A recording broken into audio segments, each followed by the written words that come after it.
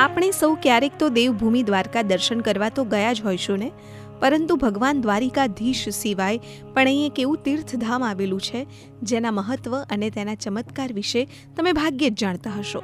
દ્વારિકા મંદિરના 56 પગથિયા ઉતરીને ગોમતી નદીના સામે કાંઠે આવેલું છે શ્રી લક્ષ્મી નારાયણ પંચનદ તીર્થ.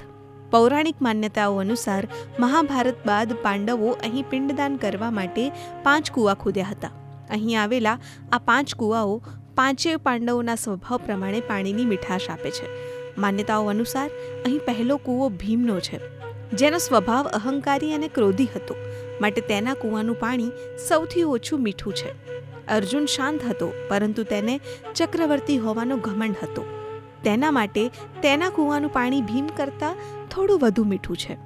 ત્રીજો કૂવો ધર્મરાજ યુધિષ્ઠિરનો છે, જેમાં તેમના નરોવા કુંજરોવા સમયે ખોટું બોલ્યા હતા, તે માટે તેનું પાણી સહેજ ખારું છે, પરંતુ પાણી ખારું છે તેનો અહેસાસ થતો નથી. ત્યારબાદ અહીં આવેલો છે સહદેવનો કૂવો, જે સ્વભાવે જ્યોતિષી અને ત્રિકાળ જ્ઞાની હતો. તેથી યુધિષ્ઠિર અને સહદેવના કૂવાનું પાણી સ્વાદમાં એક સરખું લાગે છે. અહીં સૌથી મીઠા પાણીનો કૂવો નકુલનો છે, જે સ્વભાવે સૌથી શાંત અને ભોળો હતો. આ કૂવાઓમાંથી ક્યારેય પાણી ખૂટતું નથી. 5 કૂવાઓમાંથી અલગ અલગ સ્વાદના પાણી વિશે તો તમે જાણ્યું, પરંતુ અહીં કેમ આ કૂવા ખોદવાની જરૂર પડી? અને ચારે તરફ સમુદ્ર હોવા છતાં કેમ અહીં પાણી મીઠું છે, તેની પાછળનો ઇતિહાસ પણ જાણવા જેવો છે.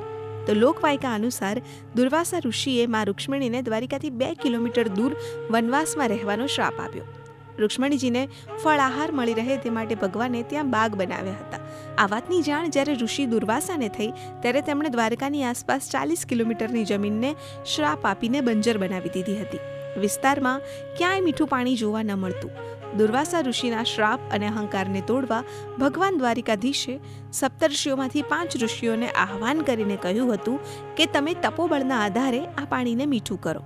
સપ્તર્ષિઓએ પંચ નદીઓનું આહ્વાન કરી 5 પાંડવોને અલગ અલગ કૂવો ખોદવા કહ્યું હતું, જેમાંથી દરેક પાંડવનો જે સ્વભાવ હતો તે પ્રમાણે પાણીમાંથી મીઠાશ આવવા લાગી.